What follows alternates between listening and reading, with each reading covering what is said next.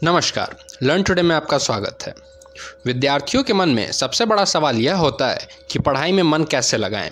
Students को पढ़ाई तो करनी होती है, पर उनको पढ़ाई करने का मन नहीं करता और इसी वजह से वह पढ़ाई भी नहीं कर पाते। फिर चाहे आपका गोल कोई भी क्यों ना हो, उसको पाने के लिए एक काम जो सभी को करना पड़ता है वह है पढ़ाई।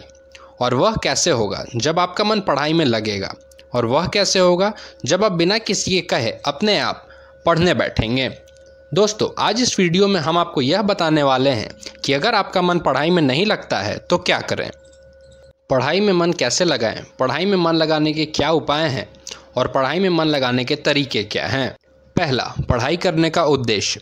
किसी भी आदत को शुरू करने से पहले आपको अपने आप से यह पूछना होगा कि मेरा उद्देश्य क्या है, मेरा पर्पस क्या है, मैं पढ़ाई क्यों कर रहा हूँ। अपने आप से पूछे जाने वाले इन सभी सवालों के जवाब में आपको कुछ ऐसे जवाब मिलेंगे जैसे कि पढ़ाई तो करनी ही पड़ेगी, पढ़ाई नहीं करूँगा तो एग्ज़ाम में फ़ेल हो जाऊँगा, मुझे क्लास में टॉपर बनना है, जीवन में एक सक्सेसफुल पर्सन बनना है।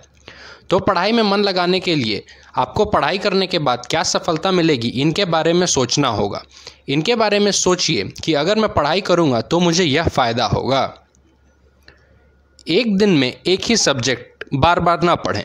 ज़्यादातर स्टूडेंट्स क्या करते हैं कि वह एक दिन में किसी एक सब्जेक्ट को लेकर बैठ जाते हैं और पढ़ना शुरू कर देते हैं।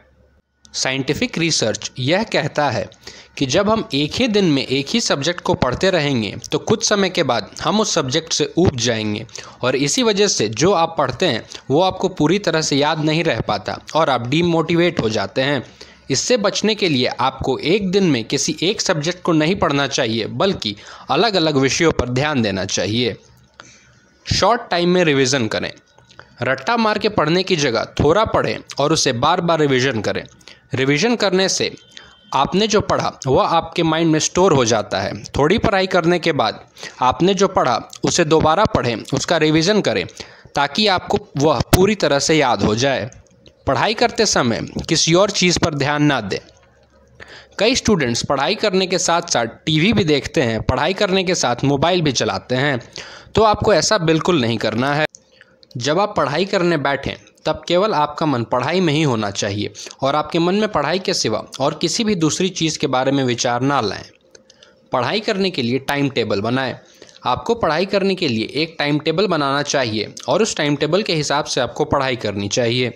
हर सब्जेक्ट को पढ़ने के लिए कुछ समय दें। सिर्फ टाइम टेबल बनाने से कुछ नहीं होगा, आपको उस टाइम टेबल के अनुसार पढ़ाई भी करनी पड़ेगी। पढ़ाई के लिए नोट्स बनाएं। बहुत सारे विद्यार्थी ऐसे होते हैं जो काफ़ी पढ़ते हैं पर वह उनका नोट्स नहीं बनाते। आप जो भी पढ़ें उनका नोट्स बनाएं। आपके नोट्स आपने खुद लिखे होते हैं और इसकी वजह से उसे याद रखने में दिक्कत नहीं आती। आप आसानी से अपने नोट्स को पढ़ सकते हैं, उसे याद रख सकते हैं, तो नोट्स बनाना ना भूलें। पढ़ते समय पढ़ाई की सभी चीज़ें अपने ही पास रखें।